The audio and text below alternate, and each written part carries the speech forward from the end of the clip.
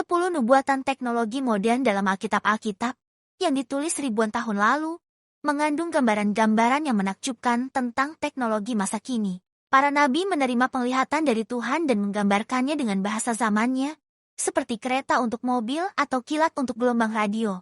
Artikel ini melengkapi 10 contoh dari sumber asli, lengkap dengan bunyi ayat Alkitab terjemahan baru TB, untuk mengajak pembaca merenungkan keajaiban firman Tuhan. Pertama, televisi Wahyu pasal 11 ayat 9, orang-orang dari segala bangsa menyaksikan peristiwa secara bersamaan, seperti siaran TV global, ayat lengkap, dan orang-orang dari segala bangsa dan suku dan bahasa dan kaum melihat mayat mereka 3,5 hari lamanya, dan tidak mengizinkan mayat-mayat mereka dimasukkan ke dalam kubur. Wahyu pasal 11 ayat 9. Yohanes melihat tayangan langsung ke seluruh dunia tanpa menyebut alatnya. Kedua, radio Wahyu pasal 38 ayat 35, gelombang suara berbicara seperti kilat yang menjawab.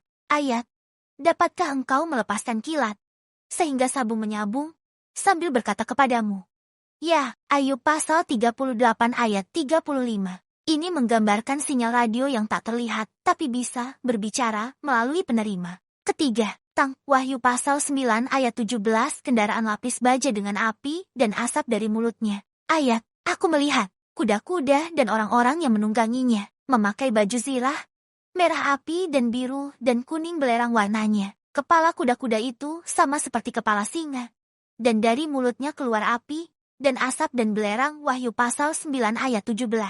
Warna zirah dan ledakan mirip tank modern. Keempat, helikopter Yoel pasal 2 ayat 4 dan 5, benda berlari seperti kuda balap dengan suara gemuruh.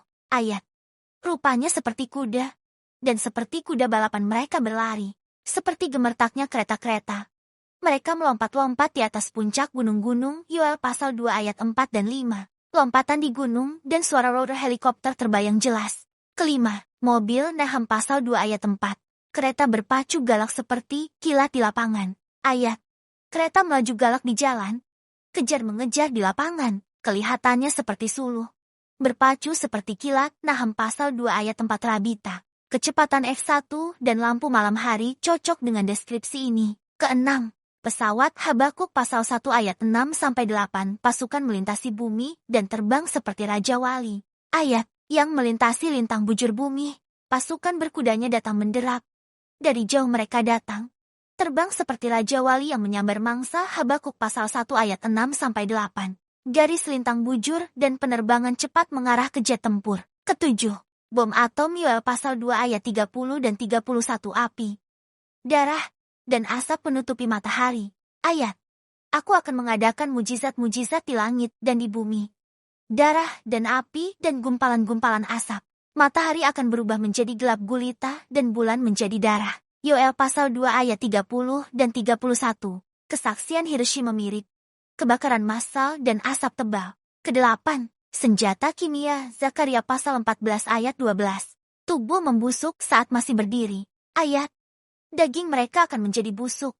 Sementara mereka masih berdiri, mata mereka akan menjadi busuk dalam lekuknya, dan lidah mereka akan menjadi busuk dalam mulut mereka. Zakaria pasal 14 ayat 12.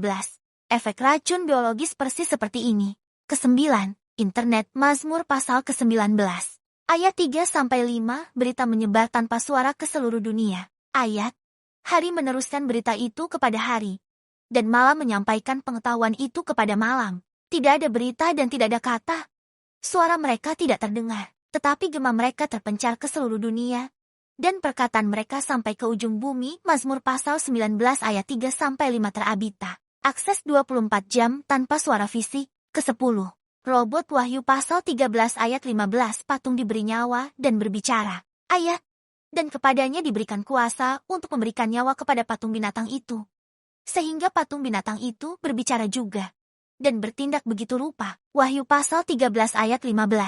AI dan robot yang hidup melalui mesin. Renungan ini mengingatkan bahwa Alkitab bukan sekadar buku kuno, melainkan firman hidup yang relevan abadi. Teknologi modern justru membuktikan akurasi nubuat Tuhan, menguatkan iman kita di era digital.